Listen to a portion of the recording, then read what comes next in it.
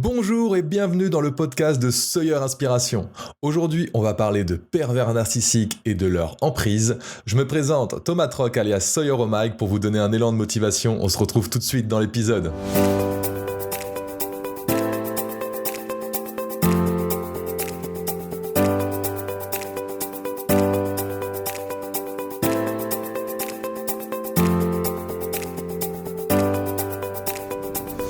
Aujourd'hui, j'ai envie de vous parler du thème des pervers narcissiques. Et pourquoi je souhaite aborder ce thème avant même d'avoir parlé des relations toxiques ou tout ce qui peut être un peu étrange dans les relations.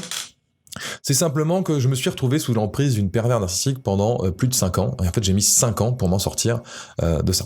J'ai dû prendre du coup des décisions que beaucoup de personnes ne pourraient comprendre sans avoir vécu une situation similaire. Et c'est pour ça que je voulais en parler aujourd'hui. Et je sais du coup à quel point ça peut être destructeur pour une victime de ce genre de psychopathe.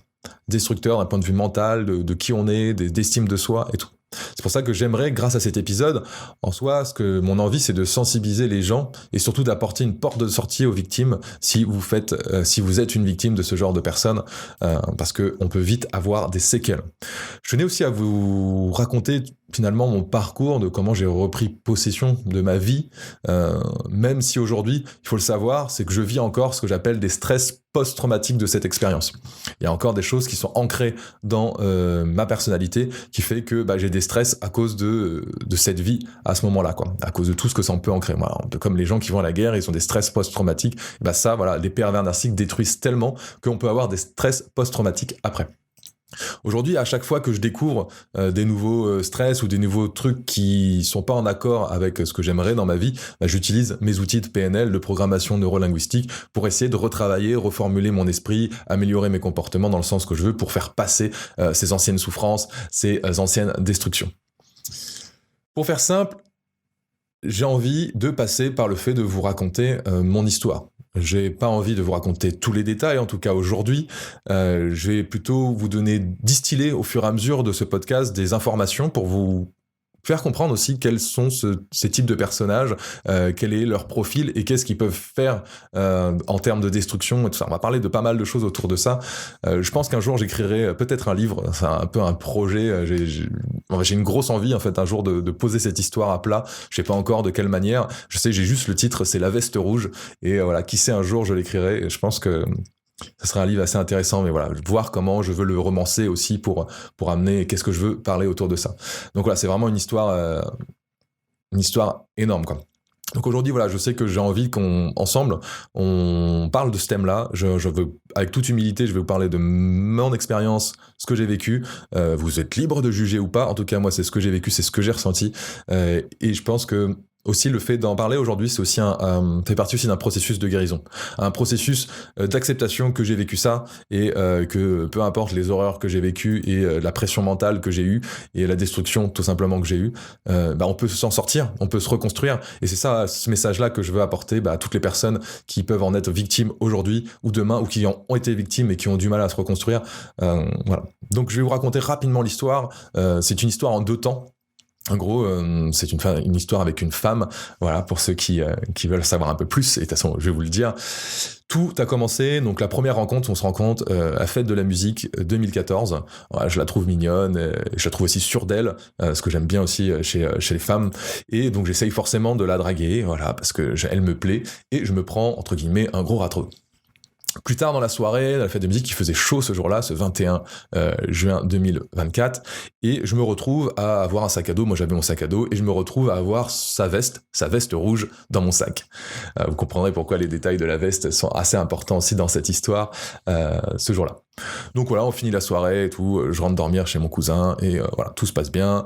Je me réveille le lendemain, donc du coup, je lui renvoie un petit texto pour lui dire, écoute, j'ai ta veste, est-ce que je peux au passage, je passe devant chez toi, je sais pas si je savais où elle habitait, mais je crois que on avait dû en parler, et je lui dis, est-ce que je peux venir déposer ta veste, et puis au pire, on ira boire un verre. J'essaye encore, hein, voilà.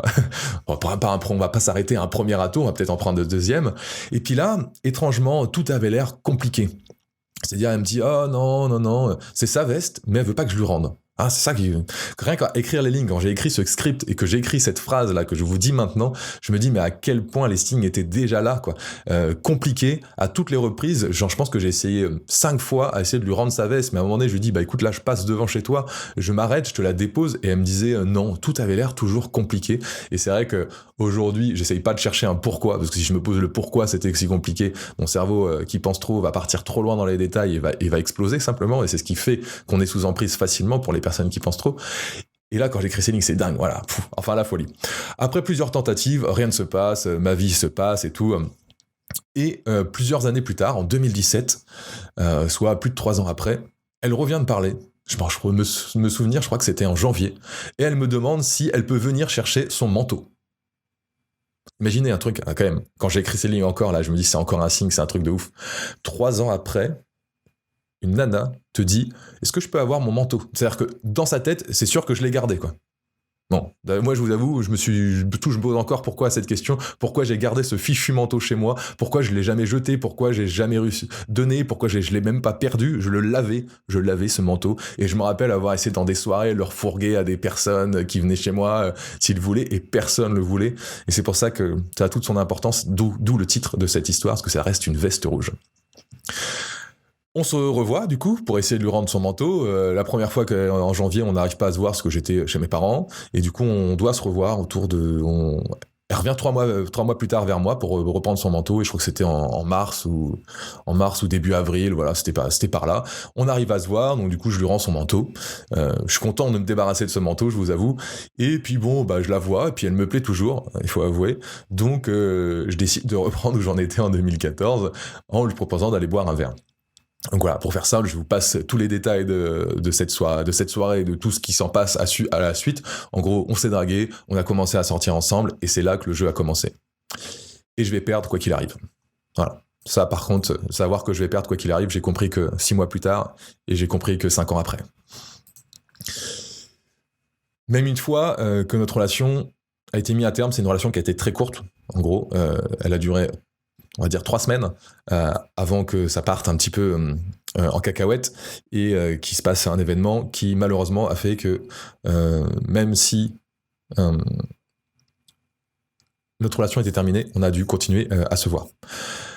Je me rappelle dans cette période-là où je me disais, je voyais un peu la veste rouge, le fait que je l'ai gardée toutes ces années comme un peu un signe du destin, et puis elle aussi, elle me favorisait cet état d'esprit de, bah oui, c'est sûrement un signe du destin, que tu l'aies gardé, qu'on s'est retrouvés grâce à ça, et du coup, toutes ces questions, est-ce que c'était la femme de ma vie, et si, et là, ça y est, la machine à questions de justification de ta situation, de te dire, bah c'est peut-être ça ma vie en fait, faut peut-être que j'aille dans cette direction, faut peut-être que je fasse ça, voilà, on cherche des signes pour... essayer de rationaliser quelque chose qui est irrationalisable et qui est difficile à vivre en fait, voilà. Donc j'ai essayé de vivre ça. De plus en plus, je me souviens qu'avant de la rencontrer, j'étais déjà dans une période difficile de ma vie qui m'avait déjà fragilisé et mis un peu bancal, et du coup j'avais peu confiance en moi, et donc j'étais la proie idéale pour ce genre de prédateur, de prédatrice. Donc à cause de cette circonstance qui a fait qu'on a dû continuer à se côtoyer, et que finalement j'ai dû en faire les frais pendant 5 ans, jusqu'à un jour où je décidais d'arrêter de faire les frais, simplement, d'arrêter d'en faire les frais, et d'arrêter de côtoyer cette personne, quoi qu'il arrive, quoi qu'il en coûte, peu importe la décision, et toutes les souffrances qui peuvent en être à côté, parce qu'il y en a des énormes, j'en parlerai pas de tous, toutes les qualités, il y en a sûrement qui vont comprendre de quoi je parle au fur et à mesure de ce podcast, parce qu'il y a des choses que j'omets volontairement, parce que j'ai pas envie d'en parler, publiquement, en tout cas aujourd'hui. Et le choix que j'ai pris, que plein de gens ne pourraient pas comprendre, et que plein de gens n'ont pas compris dans mon entourage, parce qu'ils n'ont pas vécu ce que j'ai vécu, et on peut comprendre ça que si on a vécu la perversion narcissique de quelqu'un, et je pense qu'il n'y a que là qu'on peut le comprendre, et souvent on se sent seul, on se sent tellement seul, c'est traumatisant, quoi.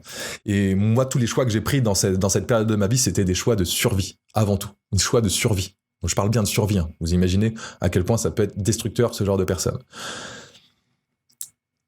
Enfin, j'en ai presque la chair de poule, hein. Ça me fait trembler encore rien qu'à en parler. J'avais envie d'essayer de vous dresser un tableau de qui sont-ils, pour essayer de vous donner un peu quel genre de personne c'est. Déjà, c'est simple, ce sont des mythomanes. des menteurs, ils sont sournois, ils prennent plaisir à vous faire tourner en bourrique, à vous malmener, à clairement vous rendre la vie difficile. Ça, c'est un grand kiff.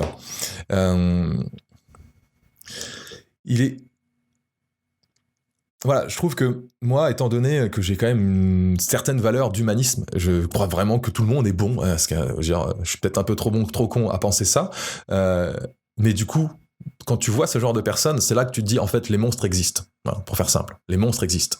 J'avais écrit une chanson une fois, la première que j'ai écrite sur ce thématique, et j'écrivais en anglais à ce moment-là, et j'avais écrit Demon Face. C'est vraiment cette logique qu'il y a derrière, c'est le Demon Face. C'est-à-dire que on va en parler plus tard, mais ils ont plusieurs facettes qui permettent de nous attraper, et on va en parler un peu plus tard.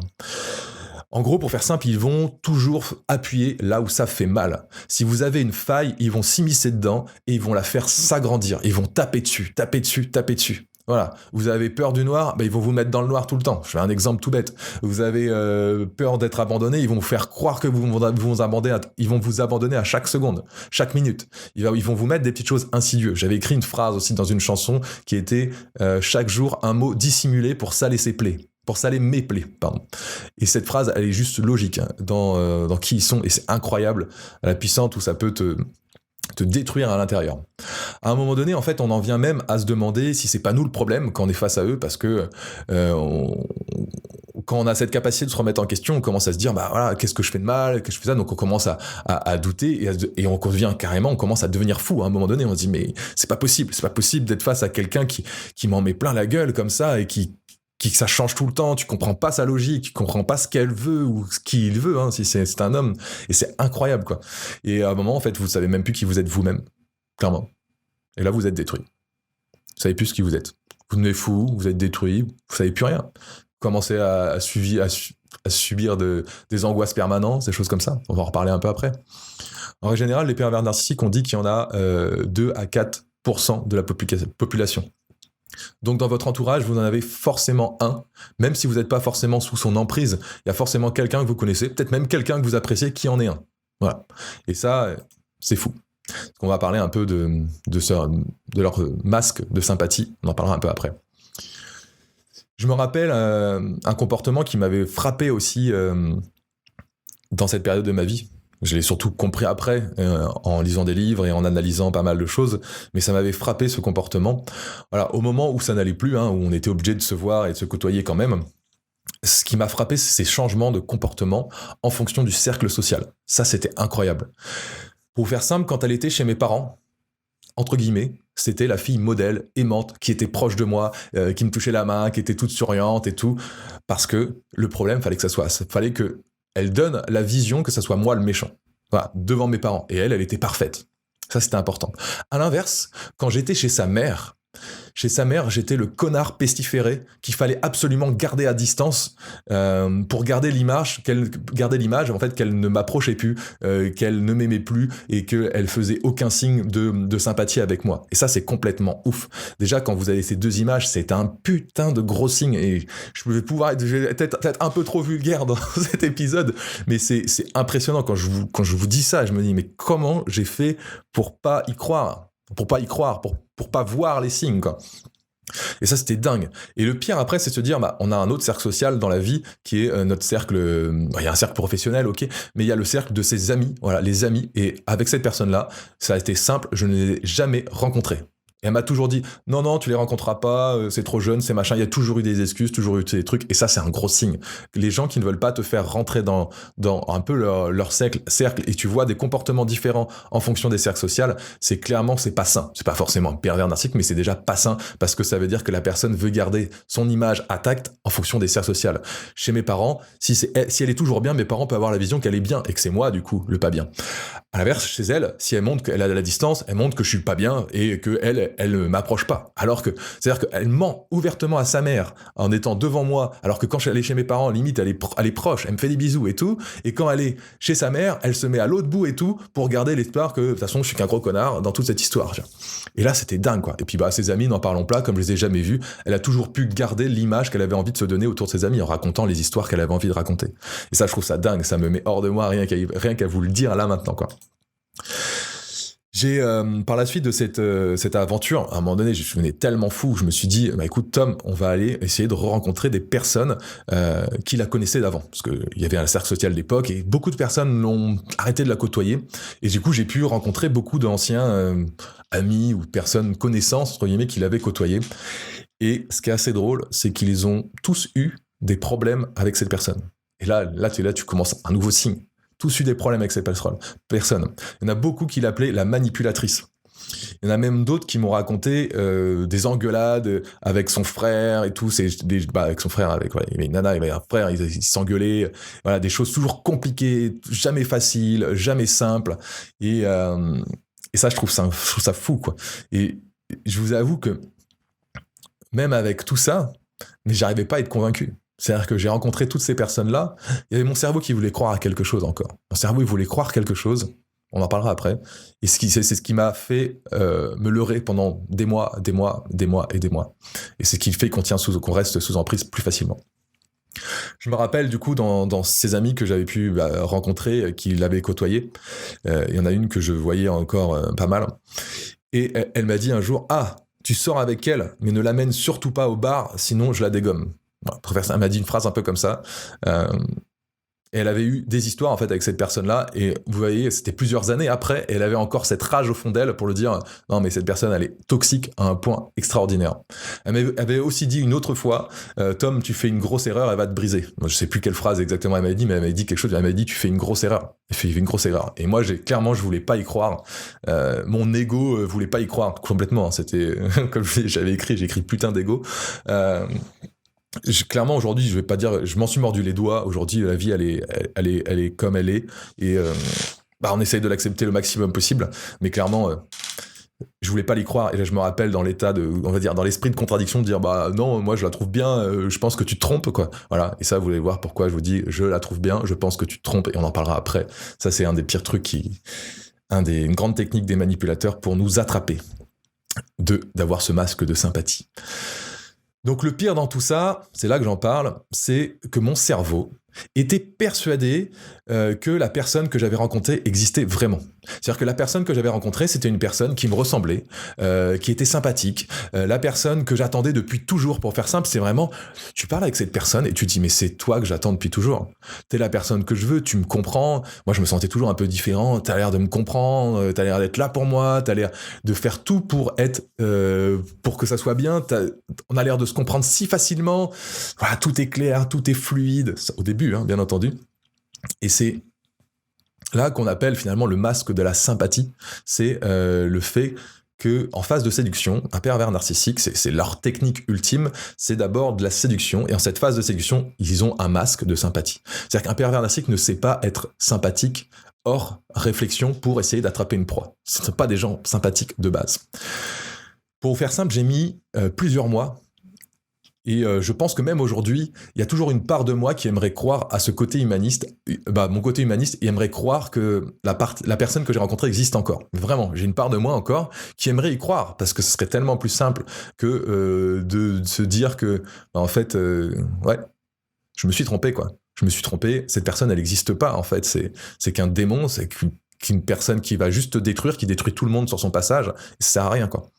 Et voilà, et après tout ce que j'ai vécu, la seule différence aujourd'hui, c'est qu'après tout ce que j'ai vécu, je peux rationaliser en me disant que non, cette personne ne peut pas changer. On va en parler un peu plus tard. Que tout ce que j'ai cru, ce n'était qu'une illusion. C'est comme un fantôme, un mirage auquel on veut s'accrocher, quoi. C'est vraiment ça. C'est d'ailleurs là, en fait, que le poisson est ferré, comme j'ai écrit, et qu'on tombe dans le piège, en fait. C'est parce qu'on a comme première impression cette personne aimante, sympa, qui nous comprend et tout, et du coup le cerveau veut croire qu'elle existe en permanence, elle veut croire qu'elle existe, et du coup le cerveau va chercher sans cesse la preuve de son existence, de cette personne fictive, ou il va se croire qu'il va pouvoir faire que cette personne redevienne cette personne. Mais non, en fait, cette personne n'a jamais été la personne que vous avez cru, jamais. Et ça, rien que de le dire, mais ça me fait mal au fond de moi, ça me fait mal de me dire que la personne que j'ai cru aimer, elle n'existe pas. Elle n'existe pas. Ça a été juste pour m'embrouiller et me péter la tête, tu vois. C'est fou. Et j'en ai des petites larmes qui arrivent, mais j'ai pas envie de m'attacher à cette émotion pendant le podcast. On a le temps d'en parler d'autres choses avant de parler. Donc, comme je vous dis, en fait, tout ça, on parle du masque de la sympathie, et c'est en phase de séduction. C'est ce que j'appelle aussi la phase de domestication, d'approvisionnement, j'écris n'importe quoi, d'approvision, ça y est, j'ai pas le mot. Bon, c'est pas grave. La phase de domestication, donc c'est la phase où on va essayer de vous apprivoiser. Cette phase, en fait, où on va vous séduire, et c'est par la séduction qui nous attrape. Donc, que ce soit un homme, une femme ou autre, c'est souvent par la séduction qui nous attrape. Et ils ont un masque, on a l'impression que c'est la perle rare qui vient d'arriver dans notre vie, et tout est ouf, et tout est ouf. Et à un moment donné, un beau jour, ça peut être à plein de moments différents. C'est-à-dire, à un moment donné, en fait, il y a le masque qui tombe. Et là, on découvre le vrai visage de la personne qu'on a rencontrée. Ça peut être plusieurs mois, semaines, années après. Ça peut être, par exemple, une fois qu'il y a un enfant. Ça peut être une fois que vous êtes marié. Ça peut être quelques semaines après parce que vous n'êtes pas d'accord sur un truc ou des choses comme ça. Que là, le masque commence à tomber. Il commence à tomber petit à petit. Parce que pour ces genres de personnes, c'est très difficile de garder ce masque de sympathie. C'est un masque, c'est-à-dire que c'est un truc que tu mets et tu fais des efforts en permanence pour eux. C'est difficile d'être gentil et c'est un effort conscient pour pouvoir enfin vous détruire derrière et être méchant, entre guillemets. Donc vraiment, en fait, quand ça arrive, que le masque se tombe, on est carrément horrifié. On se dit, mais waouh, comment j'ai pu me tromper à ce point, en fait? C'est ça qu'on se dit. Et l'ego, il en prend un coup tellement gros qu'il veut pas y croire. Pourquoi je me suis trompé, hein? J'en parlais avec une nana, avec ma coach en hypnose à l'époque, et elle me disait, mais en fait, ton cerveau, il a simplement dit, mais que je me suis trompé. Et c'est accepter que tu t'es trompé, que ce que tu veux... Et ça, c'est dur. Tu veux pas y croire. Tu veux pas y croire que tu t'es trompé. Tu veux pas y croire. Et ça, c'est hyper compliqué de se dire, en fait... ok, je me suis trompé, la personne que j'ai cru connaître n'existe pas. Et la personne que j'ai là en face de moi, c'est pas du tout une personne avec qui j'ai envie d'être. Pour autant, on a toujours cet espoir qui va finalement nous tuer à petit feu. C'est l'espoir, hein. C'est notre côté humaniste qui nous tue face à ce genre de personnes. Je me rappelle aussi qu'à cette période de ma vie, en tout cas au début, enfin tout le temps, mais à un moment je le savais, et puis j'ai dû juste continuer à la côtoyer, mais au tout début, il y avait toujours une petite voix au fond de moi qui me disait en permanence, toxique, toxique, toxique. Une petite voix, là, c'était sur le côté gauche, un peu au fond de mon estomac, c'était par là, il y avait un truc qui venait, qui me disait toxique, toxique en permanence. Dès le début de notre relation, assez vite, au bout du 1, 2, 3e jour. Et je me rappelle vraiment comme si c'était hier. Et ça, comment ça s'appelle? Ça s'appelle l'instinct. Mais devinez quoi? Je ne l'ai jamais écouté. Eh oui, jamais écouté. Sinon, je serais sorti de cette situation dès le début. On écoute très peu son instinct, finalement. Et ça, c'est quelque chose que j'essaie de faire de plus en plus attention. Si mon instinct me dit quelque chose, je me dis, je vais prendre ma distance, je vais prendre du recul et je vais me mettre en observateur, éventuellement. Ou simplement, je me barre. Aujourd'hui, devant vous, j'ai aussi envie de dire à cet instinct, de lui dire merci. Merci d'avoir été là, même si je ne l'ai pas écouté, parce que aujourd'hui, je sais que en sachant que en fait mon instinct m'avait déjà dit la bonne direction, que je peux m'écouter à l'avenir et que je peux l'écouter à l'avenir pour prendre des bonnes décisions et avancer ensemble. Voilà, même dans ce cas-là, c'était l'instinct de survie, voilà, qui me disait toxique, toxique, barre-toi, barre-toi, barre-toi, toxique, toxique, barre-toi, barre-toi. C'était vraiment l'instinct de survie et je suis vraiment content qu'il ait été là. Et si vous, au fond de vous, vous sentez une petite phrase, une petite chose comme ça qui vous dit barre-toi, un petit truc qui te tiraille au fond par rapport à votre relation. Je dis pas que c'est pas forcément que c'est une relation de pervers narcissique ou autre, c'est peut-être une relation toxique, mais écoutez cet instinct et il vous sauvera la vie plus d'une fois. Donc voilà. J'avais envie de parler aussi d'un autre de leurs techniques, entre guillemets, pour nous abîmer au fur et à mesure. Je vous avais parlé de cette phrase tout à l'heure que j'avais écrite dans une chanson qui était « Chaque jour, un mot dissimulé pour saler mes plaies », qui est la plus grande logique. On appelle ça le discours paradoxal. C'est-à-dire que c'est un discours où, en fait, quoi que vous fassiez, vous allez perdre. Voilà, il n'y a pas de solution, vous allez toujours perdre, peu importe la direction que vous choisissez. J'avais quelques exemples, après il y en a plein d'exemples qu'on peut avoir, mais il n'y en a pas toujours qui viennent en tête, comme ça en live. C'est j'aimerais que tu me donnes ton avis sur la déco de la maison. Voilà, ça on part de ce postulat de bas, cette personne te dit ça. Quand tu donnes ton avis, elle va te dire non, c'est nul ton idée, en gros, pour faire simple. Et là, tu as l'impression de ne pas avoir ta place. Voilà, parce qu'en fait, t'en as pas. Et puis, si tu dis rien, à l'inversement, elle va faire, de toute façon, comme d'habitude, tu donnes jamais ton avis, là, c'est encore moi qui vais tout décider. Vous comprenez ça?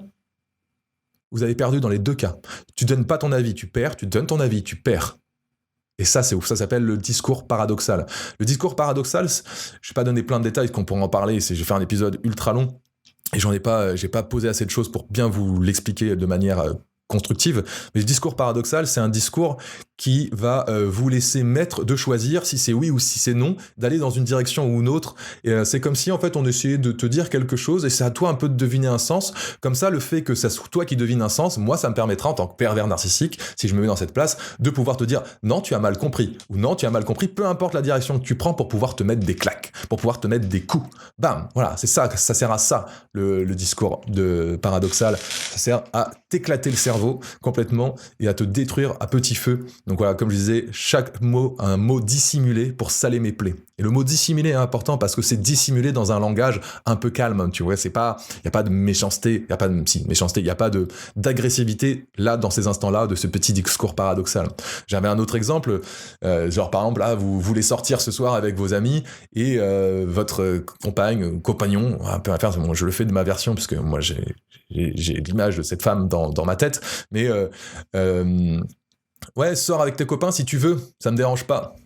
Vous avez vu le ton que j'emploie ? Si, avec un petit regard noir, et te regarde. Ouais, sors avec tes copains si tu veux, ça me dérange pas, vas-y. Voilà. Ça, si tu sors avec tes copains, tu perds. Si tu restes, tu perds. Voilà. Si tu sors avec tes copains, elle va te faire la gueule et elle va te défoncer quand tu retournes. Si tu restes, toi déjà, tu vas perdre en estime de toi et en confiance en toi parce que tu vas pas faire ce que tu veux et en plus tu vas avoir quelqu'un qui fait la gueule. La plupart du temps, c'est ça. Elle est pas forcément contente et elle va te remettre la misère le soir. Donc t'as perdu dans tous les cas. Et ça, c'est horrible. C'est horrible de perdre dans tous les cas et c'est surtout que quand t'as un cerveau qui pense trop, tu veux trouver un pourquoi. Tu veux essayer de comprendre pourquoi. Mais il y a pas de logique. Il y a pas de logique. Tu peux pas comprendre la logique. Ton cerveau ne fonctionne pas pareil. Tu peux pas comprendre la logique. C'est que de la destruction. Voilà. Vous ne trouvez pas que c'est un peu culpabilisant, ce genre de situation, le discours paradoxal ? Et c'est typiquement une de leurs autres armes, faire culpabiliser. Si tu culpabilises, t'es plus capable de raisonner. T'es plus capable parce que tu te sens coupable. Donc du coup, tu vas faire attention à faire des choses. Quand on parle d'hypnose, j'aime bien faire un petit parallèle là-dessus, quand on parle d'hypnose, on dit que le cerveau ne peut pas traiter plus ou moins 7 informations à la fois, et ça nous aide pour traduire la transe hypnotique, pour vous mettre dans un état de détente, un état de conscience modifié, pour enfin travailler avec l'inconscient, pour pouvoir débloquer des blocages. Bien sûr, là, dans ce cas-là, on l'utilise pour faire le bien. Donc on a des phrases, ce qu'on appelle des phrases un peu non vérifiables, de type, voilà, à mesure que vous vous détendez, votre inconscient prend de plus en plus de place et vous sentez votre respiration devenir de plus en plus profonde. Vos pieds touchent le sol et vous vous élevez de plus en plus. Voilà. On va dire que là, on est en train d'hypnotiser une personne en surchargeant en fait l'esprit de choses vérifiables, un peu inconscientes, et le cerveau va pouvoir se concentrer sur les questions, se dire ah oui, quand on me dit ça, est-ce que je suis vraiment assis sur mon siège ? Ah oui, je suis assis sur mon siège. Est-ce que je suis en train de respirer ? Oui, ok, d'accord. Est-ce que c'est plus profond ? Je sais pas, mais si les autres sont bons, alors c'est oui. Donc ça, c'est un peu ce qui permet de mettre, c'est une technique pour essayer de mettre les personnes en transe. Et en fait, le pervers narcissique, il est pas en train de vous hypnotiser, mais d'avoir un discours paradoxal et de vous faire mariner, de vous faire passer d'une décision à l'autre, de gauche à droite. En fait, votre cerveau va toujours se poser des questions, mais ok, dans quelle direction je dois aller ? Ici ou là ? Ici ou là ? Et en fait, c'est une sorte d'hypnotisation de votre cerveau et vous pouvez plus prendre de décisions vraiment conscience et commencer à être bien. Souvent, en fait, à un moment donné, à force de côtoyer ce genre de personnes, vous pouvez souffrir de problèmes. C'est-à-dire que commencer à avoir des souffrances d'angoisse, par exemple des crises d'angoisse, de la peur de la réaction de l'autre, de l'isolement, voilà, se cacher un petit peu ou de pas oser dire ce que vous pensez réellement parce que vous avez peur de la réaction de l'autre et que ça va s'envenimer et toutes ces choses-là, c'est pas normal. On peut parler de choses normalement avec les gens normaux, pas que les pervers narcissiques, mais il y a des relations juste toxiques qui sont pas des pervers narcissiques, mais c'est juste toxique. On doit pouvoir parler, entre guillemets, de tout. On doit pouvoir parler facilement de tout sans que on se sente par la peur de la réaction de l'autre, qu'on commence à souffrir d'angoisse si on veut aborder un terme ou un sujet. Toutes ces choses-là, ce sont des choses qui, moi, ça me mettent la puce à l'oreille maintenant, aujourd'hui, et ça devient dangereux. Les pervers narcissiques, elles peuvent aussi nous enfermer et nous isoler. Souvent, c'est le principe, ils essayent de nous isoler, ça soit dans une famille avec un enfant, que ça soit on va déménager dans un endroit où il y a personne, où tu connais personne, ou toutes ces choses-là il va isoler sa victime en fait au bout d'un moment pour l'avoir pris, pour pouvoir lui taper dessus tranquille. C'est des gens qui supportent pas l'intimité à la fois et mais qui ont besoin d'être en gros, leur victime, ça leur permet de soulager leur souffrance interne d'une certaine manière, quoi. Et ce qu'il peut avoir aussi, les moments les beaucoup plus graves, c'est qu'il peut carrément prononcer des menaces et des insultes. Et en fait, c'est ça qui va vous faire des angoisses et des peurs. Et ça, c'est clairement atroce. Qu'est-ce qu'on a? Je me rappelle un soir ou une journée, je sais plus quand c'était une journée. Non, c'était une fin d'après-midi, je crois. Après un énième coup de pression que je me suis pris. Donc, je vais vous donner une phrase type qu'elle pouvait me dire avec un ton où tu dis tu vas te faire défoncer pour aucune raison. Elle m'a dit tu vois mes 10 doigts de la main là, s'il y arrive quoi que ce soit, je te pète la gueule. Mais je te défonce la gueule. Je te tue. Elle m'a déjà dit ça. Je te tue. Et ça, plein de fois, à plein de reprises. Et là, c'était peut-être la 100e fois qu'elle me le disait. 100e fois. Je demande rien, je fais tout bien. C'est ça le pire. Je fais tout au mieux que je peux faire. Et dans tous les cas, ce n'est jamais bon. Ça, c'est important à savoir. Et là, je me prends un énième coup de pression. Et là, au fond de moi, je me suis dit, là, c'est trop. Là, c'est trop. Donc, directement après ça, je suis parti chez les flics. Je suis allé déposer plainte. Et donc, du coup, je raconte un peu l'histoire à ce mec, et je me sentais pas bien, je me sentais pas très à l'aise en racontant toute l'histoire que j'avais subie, l'harcèlement et ainsi de suite. Et à un moment donné, en fait, je me rends compte, et j'avoue au policier, je lui fais écouter, en étant là, en vous parlant, j'ai l'impression de lui faire un coup de pute. Excusez-moi pour le terme, mais c'est que depuis que je la connais, à chaque fois, elle me dit, je sais pas ce que tu vas me faire, là, tu vas me faire un coup de pute, tu me fais des coups de pute. Quand je lui envoie un procès pour des problèmes, parce que elle me le met tout le temps à l'envers, je fais un coup de pute. Dès que tu essayes de te défendre, tu fais un coup de pute. Et en fait, elle m'a tellement mis ça dans la tête que quand j'étais devant ce flic, en train d'essayer de me protéger et d'être dans un réflexe de survie personnelle pour essayer de reprendre possession de ma vie, simplement, et de revivre, j'avais l'impression de pas être dans mon droit et d'être méchant. Et ça, c'est la puissance. Là, c'est la puissance de destruction quand on parle de manipulation, c'est vraiment, ça restructure votre cerveau, hein, votre manière de penser, votre manière d'agir. Donc, vous voyez la différence, le truc de fou. Moi, je trouve ça complètement dingue. C'est-à-dire que c'était allé tellement loin que mon cerveau, quand j'essayais de me défendre, il se disait que j'étais méchant, en fait. Elle m'avait tellement dit que j'étais méchant que je commençais à y croire. Je commençais à croire ce qu'on me dit. En fait, au bout d'un moment, on croit ce que la personne nous dit. En fait, ces genres de personnes, c'est des personnes qui font ce qu'on appelle de la projection. Ils projettent leur propre comportement sur leurs victimes. C'est pour ça que je vous disais plus tôt qu'on peut devenir fou, qu'on peut commencer à croire que c'est nous le problème, parce qu'ils projettent en permanence que c'est nous le problème. Et qui fait des coups de pute ? C'était bien la personne qui était devant moi et pas moi. J'ai peut-être fait des choses qui étaient, quand je dis pas des coups de pute, mais des choses qui étaient pas forcément parfaits. On n'est pas toujours parfait, on peut pas être toujours meilleur de la forme. Mais dans tous les cas, je me rappelle avoir des discours avec elle où je finissais par péter les plombs en disant mais t'es inhumaine. Je me rappelle lui écrire ça, t'es inhumaine. Je comprenais absolument pas la logique du pourquoi des choses qui a amené à cause du discours paradoxal encore. Je pense que je mets des guillemets, mais je suis plutôt assez heureux d'avoir eu toujours cet esprit critique qui est resté. Pour autant, j'ai été détruit, mais totalement détruit. Quand je vous parlais de stress post-traumatique, à un moment donné, j'ai coupé les ponts du jour au lendemain, et elle m'a harcelé de coups de téléphone, mais plusieurs fois par jour, et à chaque fois que je voyais son nom écrit sur mon téléphone, je partais en crise d'angoisse. Vous imaginez le truc, je partais en crise d'angoisse à cause d'une personne. Mais c'est complètement fou. C'est complètement fou. Je sais que, tu vois, si elle écoute ce podcast et qu'elle entend ces mots que je dis, ça se trouve, ça lui fera plaisir. C'est ça le pire.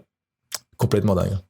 Enfin voilà, je pourrais vous en parler pendant des heures et des heures et des heures de tous ces détails, et je pense que, comme je vous disais, j'en écrirai un peu un livre. Je sais pas dans quelle manière je veux tourner. Est-ce que c'est plus romancé? Est-ce que c'est plus ce développement personnel, compréhension du pervers narcissique et tout? Parce que c'est un sujet que je trouve finalement très intéressant, qui m'a permis d'évoluer sur beaucoup de domaines, et aujourd'hui j'ai beau être toujours très humaniste, j'ai l'impression d'avoir un peu plus de défense déjà, et de commencer à voir les comportements déviants. C'est-à-dire que, avant de parler de pervers narcissique, il y a des comportements déviants, des comportements un peu toxiques chez les gens qu'on peut retrouver. Et donc je suis plutôt content de ça, et voilà, peut-être qu'un jour il y aura un livre, La Veste Rouge, que vous pourrez lire et en parler un peu plus de ce sujet et en découvrir davantage. J'aimerais qu'on parle, parce que c'est important, de comment s'en sortir, comment moi aussi je m'en suis sorti. Il n'y a pas 1001 techniques, il n'y a pas de recette magique, les choses, ça serait beaucoup trop simple. On a bien parlé que c'était une emprise sur notre cerveau, c'était une manipulation, donc ça reformule un peu des choses dans notre tête. Pour moi, c'est comme sortir d'une prison, sortir de cette emprise de perversion narcissique, et clairement, c'est quelque chose qui va sûrement être difficile, douloureux, mais je suis sûr que vous y arriverez. Je suis sûr que j'ai réussi à partir, vous y arriverez.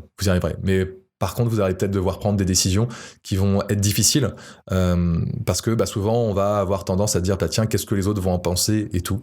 Et ça peut être difficile. Donc voilà, si vous vous sentez seul face à votre manipulateur, sachez que vous n'êtes pas seul. Vous n'êtes pas la seule victime dans ce monde. Il y a d'autres personnes qui ont été, donc vous pouvez déjà vous entourer de personnes qui ont su ce que c'était pour pouvoir vous aider. Et même si vous êtes la seule personne à voir ce que j'appelle la face du démon du pervers narcissique,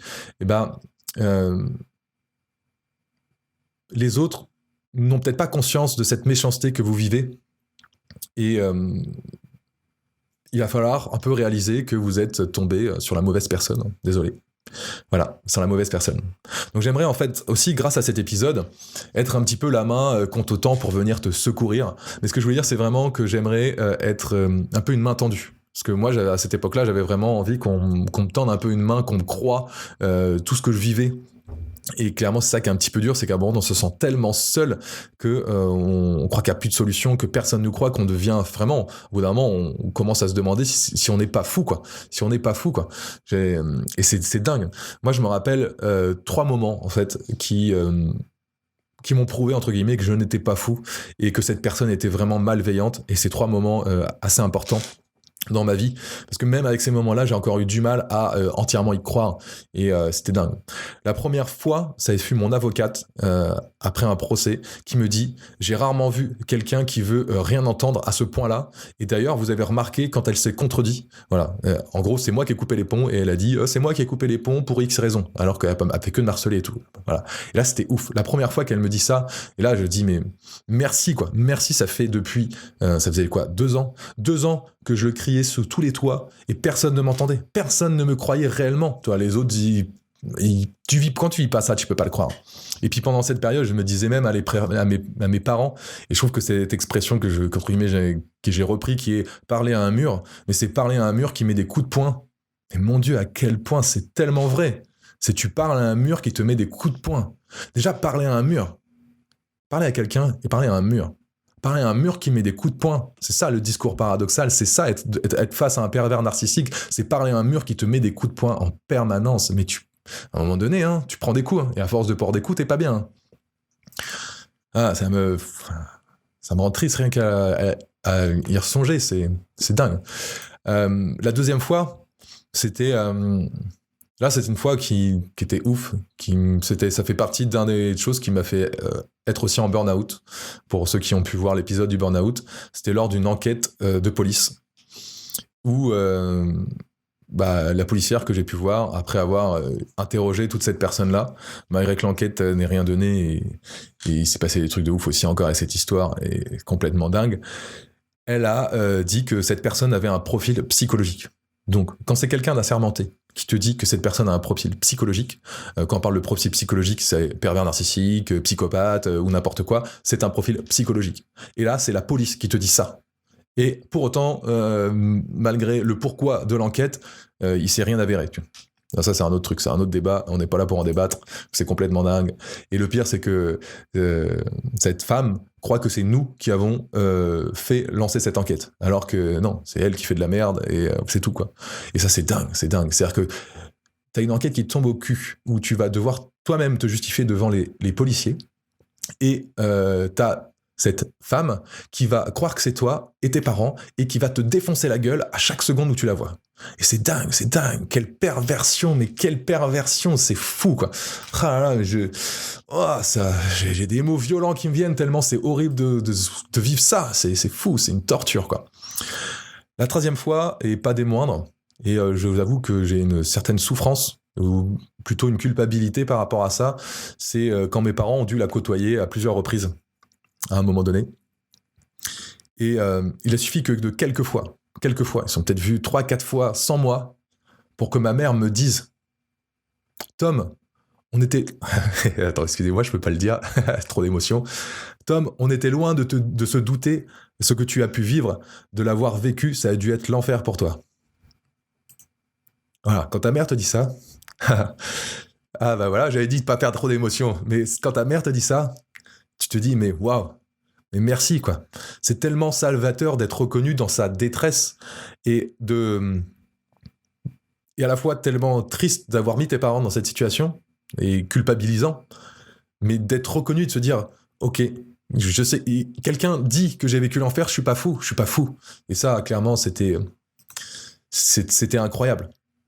Et voilà, j'avais juste envie de vous dire, bah là, si vous êtes dans ce cas-là, vous êtes face à une personne comme ça, bah, je sais que vous pouvez vous en sortir, je crois vraiment en vous, parce que j'ai réussi, et on peut y arriver, je sais que ça sera pas forcément simple, mais si vous avez besoin d'aide, bah clairement oui, il y a plein de gens qui peuvent vous aider, il y a des gens qui ont été dans ce cas-là, et voilà, et ces personnes-là, elles sont simplement inhumaines, et dans tous les cas, elles vous tapent dessus, faut arrêter d'avoir de l'espoir. Moi, j'ai juste 3 recommandations, c'est les phases par lesquelles je suis passé, et ça n'a pas été j'en perds ma voix. Ça n'a pas été les plus simples à mettre en place dans ma vie, mais c'est la première étape pour moi, c'est d'abord prendre conscience qu'on est dans cette relation toxique, qu'on est face à un pervers narcissique, qu'on est face à ça. C'est prendre conscience de ça déjà. Vous, de toute façon, dans tous les cas, vous le savez déjà au fond de vous. Vous voulez juste pas vous mettez juste un masque, un voile, et vous voulez pas le voir.